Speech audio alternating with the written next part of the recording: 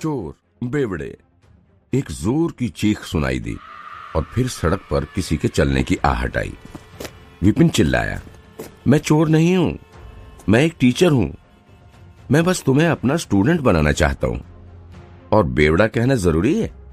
सिर्फ चोर नहीं कह सकते। फिर विपिन को प्रिंसिपल की बात याद आई और उसने खुद से कहा, ये 17वां स्टूडेंट चला गया। अगर आज भी कोई स्टूडेंट नहीं मिला तो मुझे अपना बोरिया बिस्तर बांधकर स्कूल से जाना होगा। विपिन वैसे भी इस दुनिया का रहने वाला नहीं था। वो तो एक लाइब्रेरियन था। उसे बस इतना याद था कि उसने एक जलती हुई आग की लपटें देखी और वो बेहोश हो गया। जब उठा तो देखा कि वो किसी दूसरी दुनिया में पहुंच गया है। ये दुनिया तो बिल्कुल कहानियों में सुनी दुनिया जैसी है। युद्ध कलाएं और मार्शल आर्ट्स यहाँ बहुत मशहूर हैं और मार्शल आर्ट टीचर्स को लोग बहुत इज्जत देते हैं। जो मजबूत हैं वो यहाँ राज करता है। यही इस दुनिया का नियम है।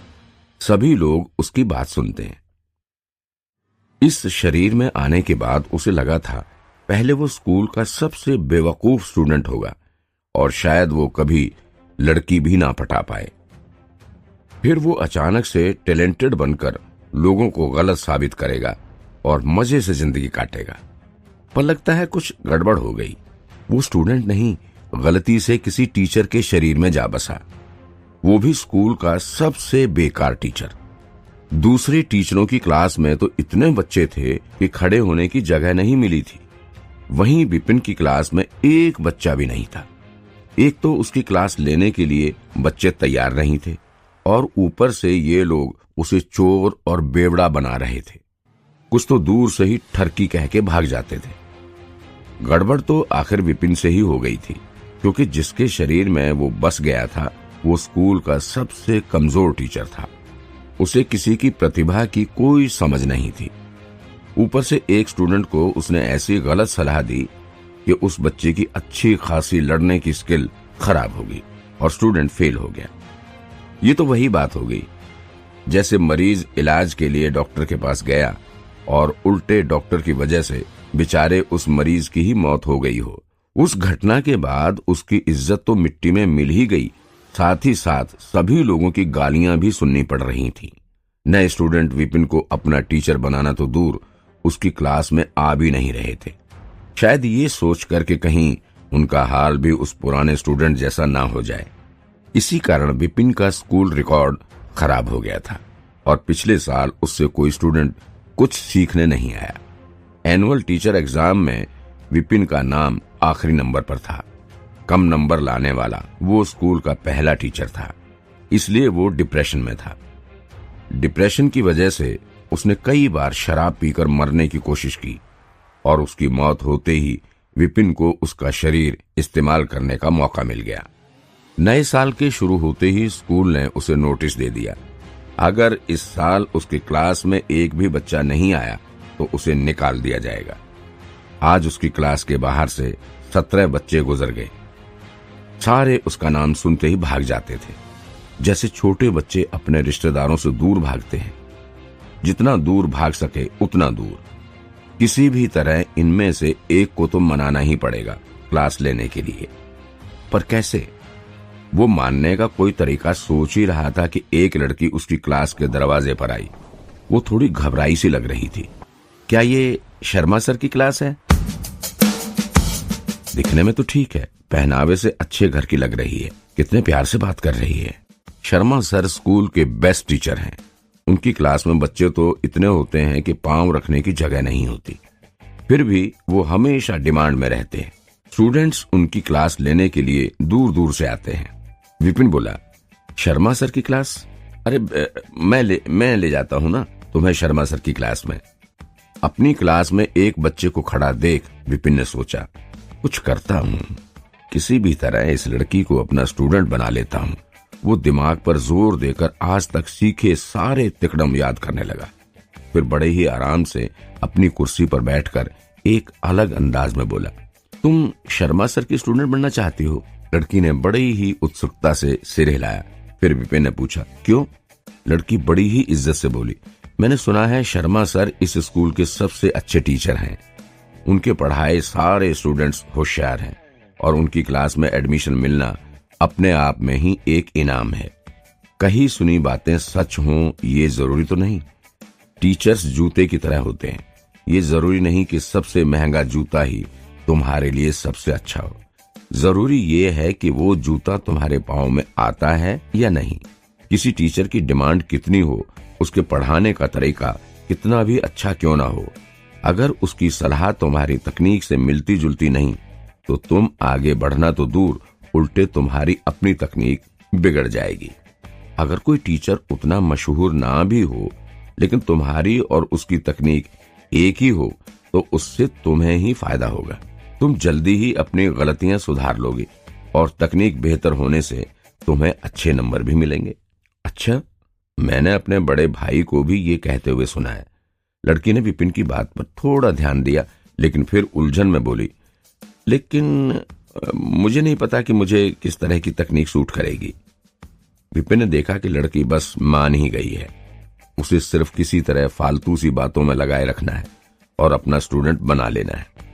ये सोचकर विपिन ने चोरों जैसे अपने चेहरे पर मुस्कान दिखाई, फिर एक लंबी सांस लेकर कहा, शायद किस्मत में हमारी मुलाकात होना लिखा था। एक काम करते हैं, मैं भी इस स्कूल में टीचर हूँ। मैं तुम्हारी क्षमता, तकनीक और स्वभाव देखकर एक अच्छा टीचर चुनने में तुम्हारी मदद करता हूँ। लड़की ने बड़ी खुशी से सिर हिलाया और बोली, क्या वाकई में सर आप मेरी मदद करोगे? उसे बिल्कुल नहीं लगा था कि कोई टीचर जिसे वो बस ऐसे ही मिल गई हो वो इतनी मदद करेगा। विपिन ने बोरियत से लड़की की तरफ देखा और बोला, ठीक है चलो अब अपने तकनीक का एक नमूना दिखाओ। जी सर। हैया। कुछ ही पल में लड़की के पंच से पूरे कमरे में एनर्जी आ गई। जैसे जैसे लड़की मार्शल आर्ट्स पोज देती रही वैसे वैसे एनर्जी उसके चारों तरफ घूमने लगी, और क्योंकि उसकी एनर्जी बिखरने के बजाय लड़की के आसपास ही घूम रही थी, इससे पता चलता है कि उस लड़की का बेसिक ज्ञान बहुत मजबूत है। उसकी एनर्जी शक्तिशाली है लेकिन छुपी हुई है। बस थोड़ी और प्रैक्टिस की जरूरत है। लड़की के रुक जाने पर विपिन ने गर्व से सिर हिलाया और कहा, ठीक है, मैं देख सकता हूं तुम्हारा बेसिक नॉलेज अच्छा है और टैलेंट भी बहुत है तुम्हारे अंदर, और तुमने अपनी प्रैक्टिस पर भी बहुत मेहनत की है। तुम्हारे जैसे जीनियस आजकल कम ही मिलते हैं। बस तुम्हें एक अच्छे टीचर की जरूरत है जो तुम्हारी तकनीक को तराश सके। पृथ्वी ग्रह के भविष्य बताने वालों की तरह उसने भविष्यवाणी की।